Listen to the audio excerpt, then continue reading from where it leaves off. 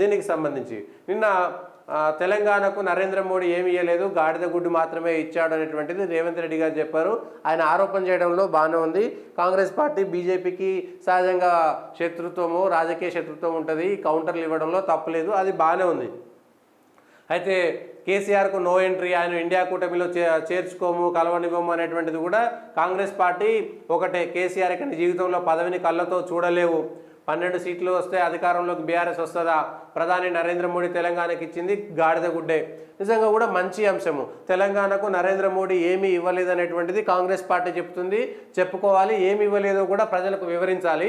BJP కూడా ఏమిచ్చింది, నరేంద్ర మోడీ సర్కార్ వచ్చిన తర్వాత ప్రజల్లోకి వెళ్తే ప్రజలు నిర్ణయం తీసుకుంటారు. రేవంత్ రెడ్డి గారు చెప్పింది నిజమా, నరేంద్ర మోడీ బీజేపీ వాళ్ళు చెప్పింది నిజమా, ఎవరు కోటేయాలి, తెలంగాణకు నరేంద్ర మోడీ అన్యాయం చేసిండా, న్యాయం చేసిండా అనేటువంటి విషయాలు కూడా బయటకు వచ్చేస్తాయి. ఇక అభ్యంతరకరమైనటువంటి విషయం ఏమిటంటే గుజరాత్ పెత్తనానికి తెలంగాణ పౌరుషానికి మధ్య, గుజరాత్ పెత్తనానికి తెలంగాణ పౌరుషానికి మధ్య పోరు అని అన్నారు. గుజరాత్ అనేటువంటిది భారతదేశంలో లేదా?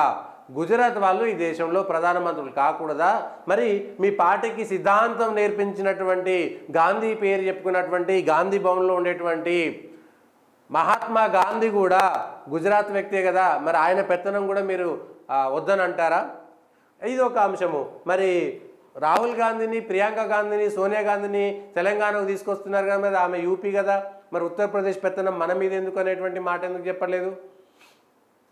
ఇందిరాగాంధీని మెదక్ నుంచి గెలిపించినప్పుడు ఉత్తరప్రదేశ్ పెత్తనం మనకెందుకు అనుకున్నారా?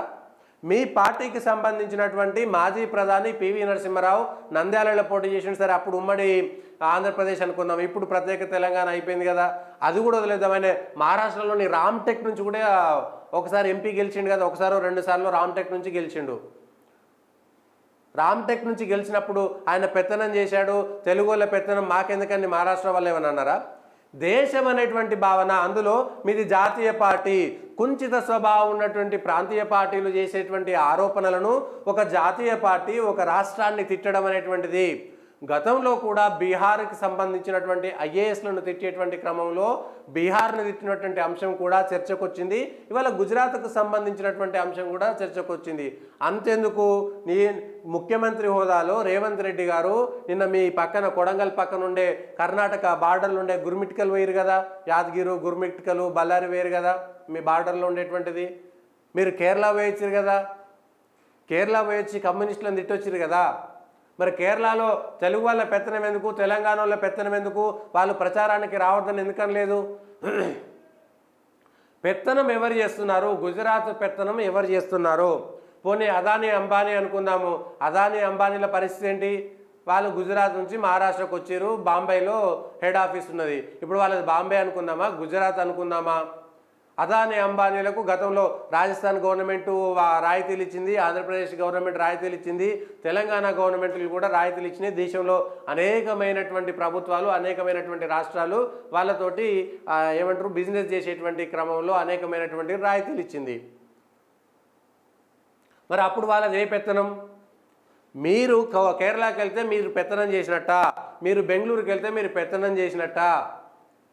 ఇది ఎక్కడి న్యాయం? మీరు జాతీయ పార్టీగా ఉన్నారు, జాతీయ సమభావనను కల్పించాల్సినటువంటి కాంగ్రెస్ పార్టీలో ఉన్నారు.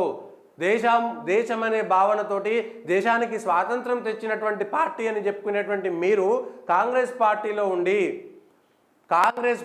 ఉండి ఇట్లాంటి మాట్లాడము, గుజరాత్ అనేటువంటిది దేశం అంటే దేశంలో ఒక రాష్ట్రానికి మధ్యన చిచ్చు పెట్టడం అనేటువంటిది కాంగ్రెస్ పార్టీ ఎజెండానా? మీరు నరేంద్ర మోడీని తిట్టుకోండి, గాడిద గుడ్డు కాకపోతే బాతుగుడ్డు పెట్టినా కూడా వాళ్ళు సమాధానం చెప్పుకుంటారు. లేకపోతే మీరు కేసీఆర్ని తిట్టుకోండి, మీకు సమాధానం చెప్తారు. లేదు వాళ్ళు మిమ్మల్ని తిడితే మీరు వాళ్ళకు సమాధానం చెప్తారు. కానీ దేశం ఒకటైనటువంటి భావన, దేశ సమైక్యతను తొలగించేటువంటి కుట్రలు, అట్లాంటి మాటలు మీరు అనుకొని చేస్తున్నారా, అనుకోకుండా చేస్తున్నారా అనేటువంటిది పక్కన పెడితే, బీహార్ ఐఏఎస్లను తిట్టేటువంటి, తెలంగాణలో ఉండేటువంటి ఐఏఎస్లను తిట్టేటువంటి క్రమంలో బీహార్ను తిట్టారు.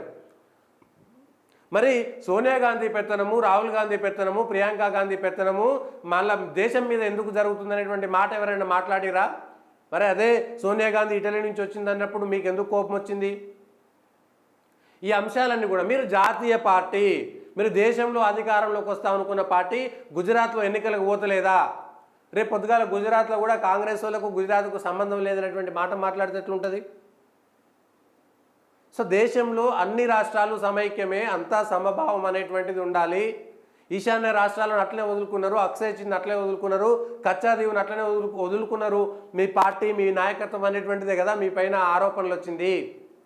పాకిస్తాన్ ఆక్యుపైడ్ కాశ్మీర్ పరిస్థితి ఏంటి, కాశ్మీర్లో జరిగినటువంటి నరమేధానికి కారణం ఏమిటి అనేటువంటి అంశాలు కూడా మీ పైన మెడ మీద కత్తిలా వేలాడుతున్నాయి. ముఖ్యమంత్రి గారు హోదాలో ఉండి మీరు ఆ వైరి పక్షాలను, రాజకీయంగా వైరి పక్షాలను విమర్శించడంలో తప్పు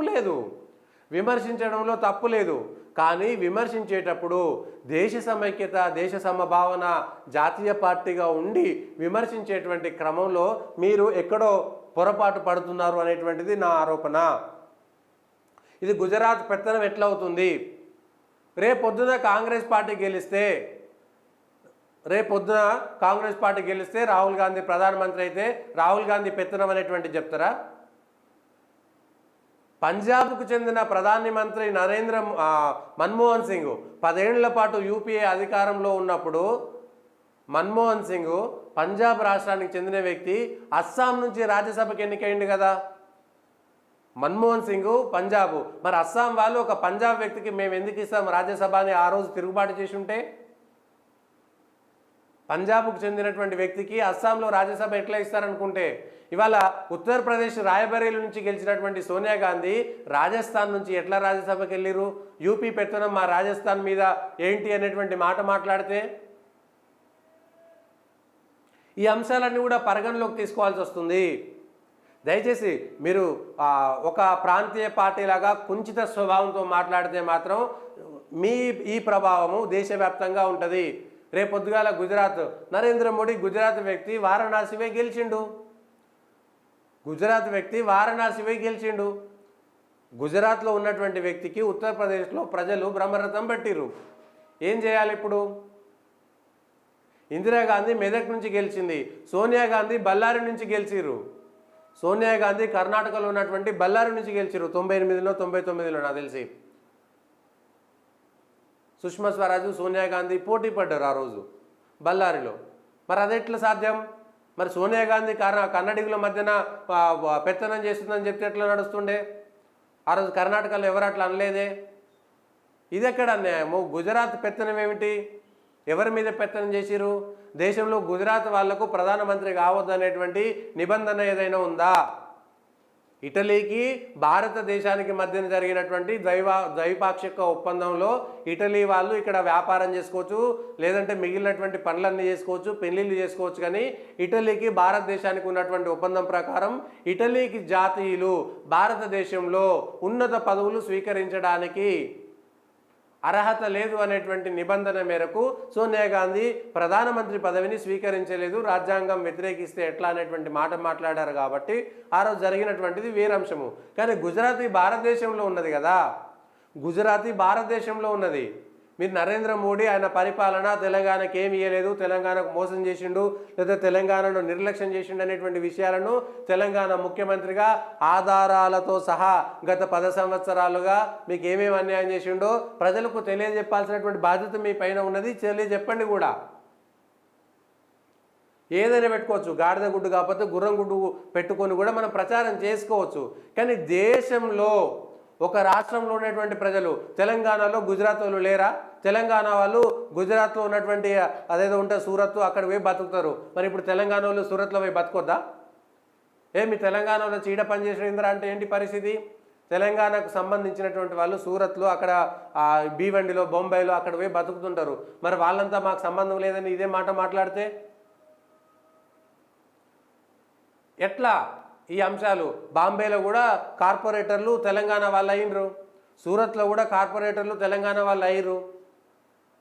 అక్కడ ఉన్నటువంటి పార్టీల్లో మంచి మంచి పొజిషన్లో తెలంగాణ వాళ్ళు ఉన్నారు.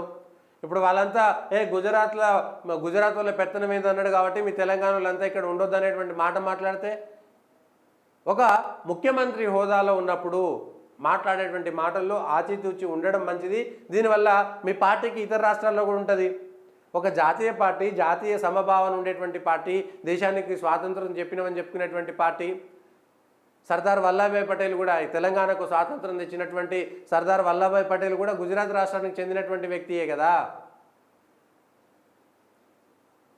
లేదంటే సోనియా గాంధీకి ఎక్కువ కాలం పాటు రాజకీయ కార్యదర్శిగా పనిచేసినటువంటి అహ్మద్ పటేల్ కూడా గుజరాత్ వ్యక్తే. మరి అప్పుడు ఆయన గుజరాత్ వ్యక్తి కాంగ్రెస్ పార్టీ పైన కూడా పెత్తనం చేసినట్టే కదా. గుజరాత్ నుంచి ఉన్నటువంటి అహ్మద్ పటేల్ సోనియా గాంధీకి ఎక్కువ కాలం పాటు రాజకీయ కార్యదర్శిగా పనిచేసినటువంటి వ్యక్తి, ఆయన కూడా గుజరాత్ వ్యక్తే. అంటే కాంగ్రెస్ పార్టీ పైన కూడా గుజరాత్ వ్యక్తి పెత్తనం చేసినట్టే కదా. సో మాట్లాడేటప్పుడు దయచేసి దేశం కోసం మీరు మీ పార్టీలు విమర్శించుకోరి, కొట్టుకోరి, తిట్టుకోరి, ఏవైనా బండబూతులు ఆల్రెడీ బయటకు వచ్చేస్తున్నాయి కాబట్టి బండబూతులు తిట్టుకొట్టుకోరని జాతీయ భావన పెంపొందించాలి. జాతి అంతా ఒకటని మనం చెప్పుకోవాలి, దేశం అంతా ఒకటని చెప్పుకోవాలి, దేశంలో ప్రజలంతా ఒకటని చెప్పుకోవాలి. అదంతా వదిలేసి ఇప్పుడు మళ్ళీ ఈ మాట చెప్పడం ఏంటి?